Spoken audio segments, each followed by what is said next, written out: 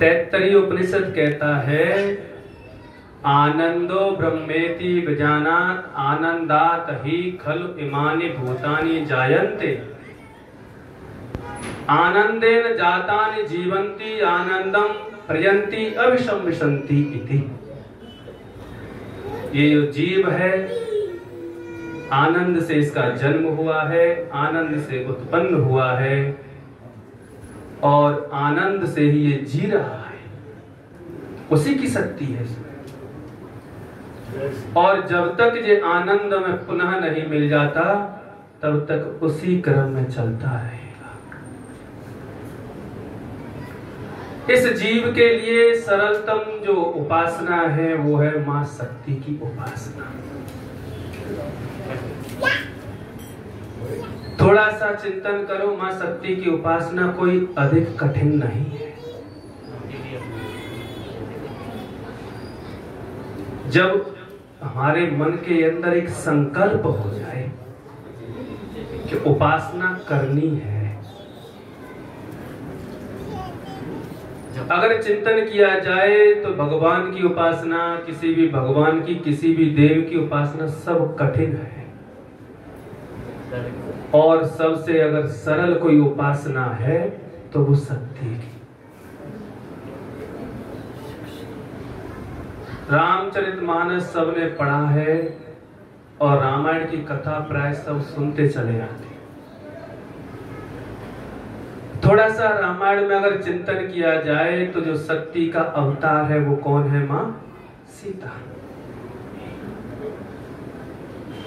मां सीता हमारी शक्ति है और भगवान शक्तिमान।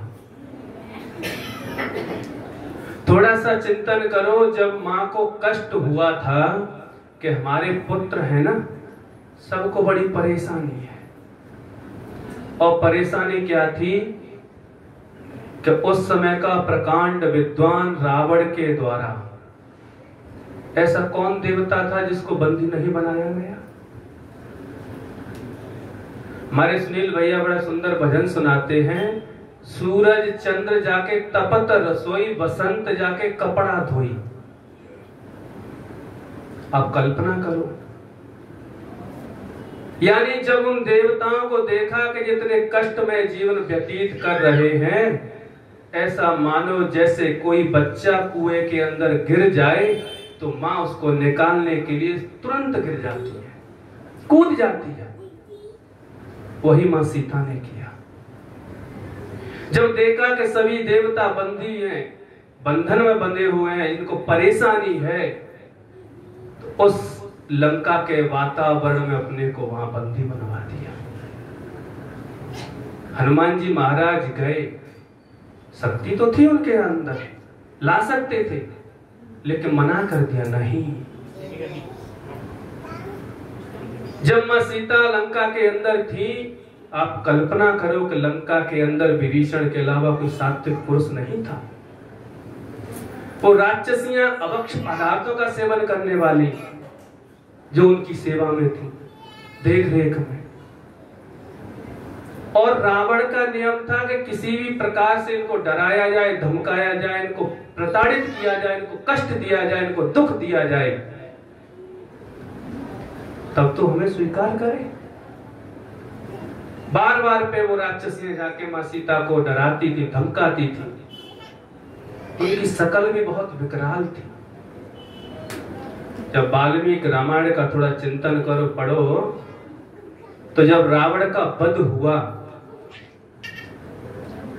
तो भगवान श्री राम ने हनुमान जी से कहा, हनुमान, अब लंका को हमने जीत लिया है, ये जो सुंदर समाचार है ना, आप जाओ मां सीता को सुना के आओ। हनुमान जी आज्ञा पाके गए और ये सुंदर समाचार मां सीता को सुनाया। मां सीता ने जब ये समाचार सुना तो भगवान के जो भक्त थे, दास थे हनुमान जी महाराज, उनसे कहा, हनुमान जी कुछ आपकी इच्छा हो तो मांगो, इसकी प्रसन्नता में मैं आपको दे सकता हूं, दे सकते हैं। हनुमान जी ने कहा, माता एक बात प्रार्थना है, एक वरदान दे दो मुझे। बोले क्या? बोले मैं ये वरदान प्राप्त करना चाहता हूं कि जितनी राक्षसियों ने आपको लंका के अंदर प्रताड़ित किया है, दुख दिया है, कष्ट दिया है, इनके मैं टुकड़े टुकड़े करना चाहता हूं।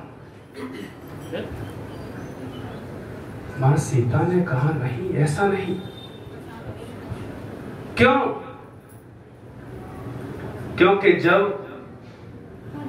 राक्षसियों के द्वारा मां सीता को प्रताड़ित किया जा रहा था तो वहां एक त्रेता भी रहती थी। उसने ये देखा कि मां को प्रताड़ित कर रहे हैं, कष्ट दे रही हैं, तो वो जो स्वप्न की बात आपने सुनी रखिएगा सबने, उनको सुनाया। सुनाने के बाद में फिर वो जब डरी धमकी, उनको खुद ऐसा लगा कि हमारा विनाश होने वाला है, तो त्रेता आते पूछने हमें कोई ऐसा उपाय बताओ जिससे कि हमारा नाश ना हो, हमारा कल्याण हो सके।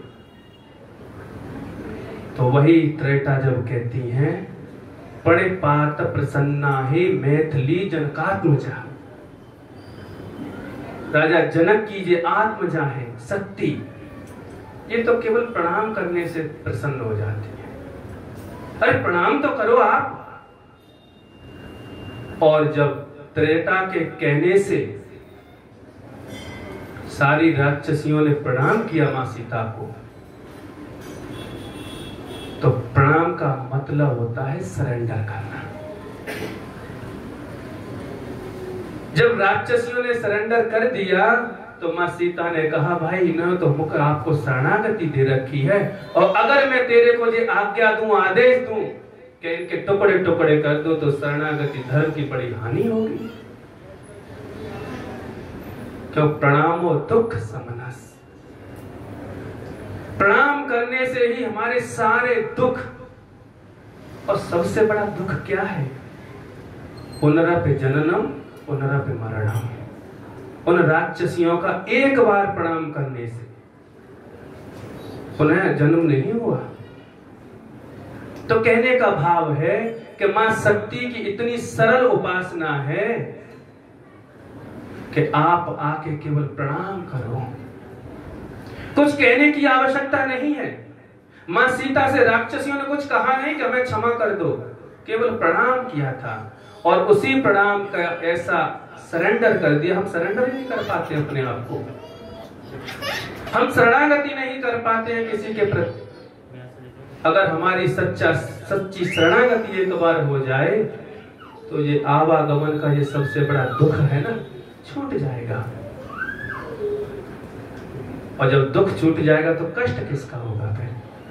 फिर वो जो जीव शक्ति है वो ब्रह्म शक्ति, ब्रह्म में जाके लीन हो जाएगी और आवागमन का झंझट छूट जाएगा।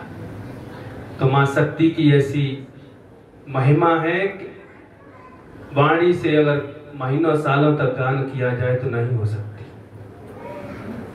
समय निर्देश दे रहा है। मां शक्ति की ऐसी कृपा, ऐसी करुणा, ऐसी दया हम सब पे बनी रहे। समिति अपना ये वार्षिक आयोजन प्रतिवर्ष हर्ष और उल्लास और प्रसन्नता के साथ मनाए, ऐसी मां भद्रकाली से प्रार्थना। और आप सभी लोगों को ये वार्षिक कार्यक्रम 71वां जो मना रहे हैं, इसकी बहुत बहुत बधाई। इतना कहते हुए अपनी वाणी को विराम। बोलिए सद्गुरुदेव भगवान की जय।